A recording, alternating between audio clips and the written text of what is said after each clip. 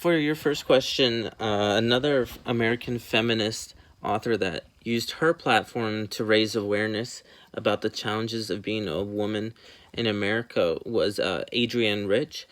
She was a fantastic author and poet who did not mince words on the topic, rather using her platform to raise awareness for feminism bluntly. Interestingly, Rich also preferred to call this women's liberation instead of feminism, to avoid the chance that the word feminism could become merely a label. She was probably right too, because feminism is often used in a derogatory manner to insult women who speak up about inequality nowadays. Um, Adrienne Rich was a prominent leader of feminism in the second wave of the 1960s and the third wave of the 90s as well. Her refusal to censor her thoughts is a big part of the appeal of her literary pieces. For anyone who yearns to learn more about the mindsets of the women behind the feminist movements, um, in the 50s and 60s and the 70s, 80s, and 90s, Rich is a great author to explore and better comprehend the plight of the female gender. Rich's novel titled Snapshots of a Daughter-in-Law is a piece that dives into the role of being a mother and daughter-in-law in America in the 50s. She speaks about how gender affects her life on a personal level and how it affects women all across America. This novel is a good companion to the feminine mystique, which we just analyzed last week, because that novel looked into the role of housewives in the 50s and 60s. So both of these novels are looking at the role of women in America and in society, and in those traditional roles of women. I think Rich became even more inflamed about feminist topics as the years went on, in the 70s especially.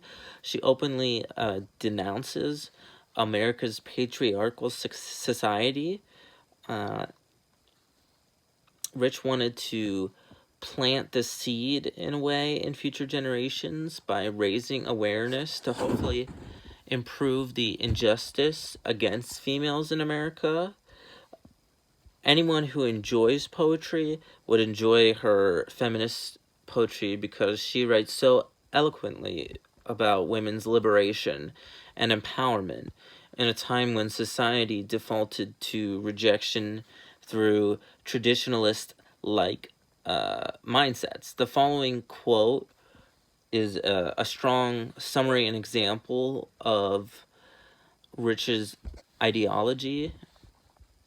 So, in her own words, she says, I am a feminist because I feel endangered psychically and physically by this society, and because I believe that the women's movement is saying that we have to come to an edge of history when men, insofar as they are embodiments of the patriarchal idea, have become dangerous to children and other living things, themselves included.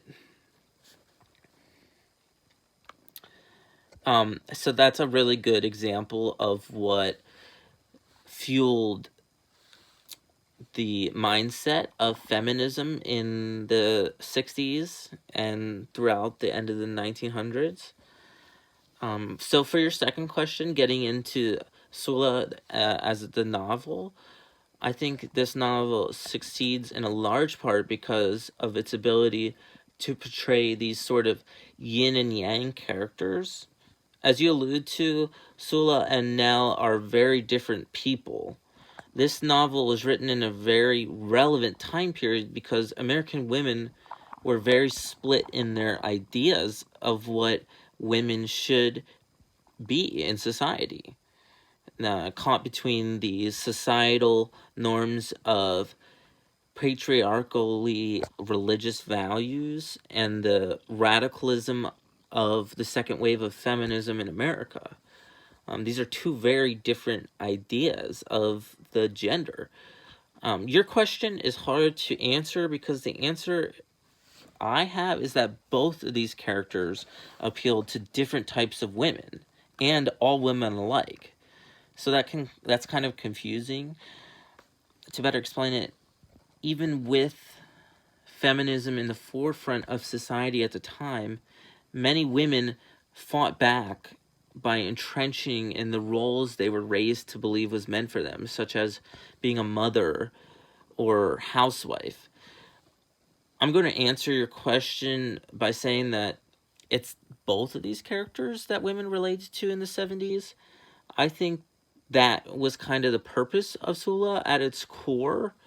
Morrison wrote this novel to show women that both sides of the spectrum of ideology were very different, obviously, but still united through the fact that at the end of the day, regardless of values, everyone was connected through their birth assigned gender. Sula showed that it was okay to be torn between two very different mindsets. I say that because Morrison subtly shows through the character's unlikely friendship that all women have the ability to unite as one behind a movement that sought better treatment of their gender. To me, when I read this novel, I take away the idea that there is no right way of living as a female in America. Sula is obviously often seen as the evil character, but she still has many positive traits that make her a relatable character to people. Nell is a more traditional in her life choices compared to Sula, but even with that, she yearns for the connection she has with Sula and her freer kind of lifestyle. All in all, this novel was successful because it provided two contrasting characters for whom women readers could find comfort in because of their relatability and relevance to society at the time. All women could see parts of themselves in both characters, which is quite a literacy feat by Morrison. These two females within the novel kind of combine to show the broader scope and more complete psyche of a woman in America during the time period. And it's not really important which character is more accepted by society in the 70s because parts of both characters exist within all women, making both Sula and Nell important features of the story itself in the novel and the broader feminist movement in America as a whole in the 70s. So that's why this novel is so important and relevant to America back then and now.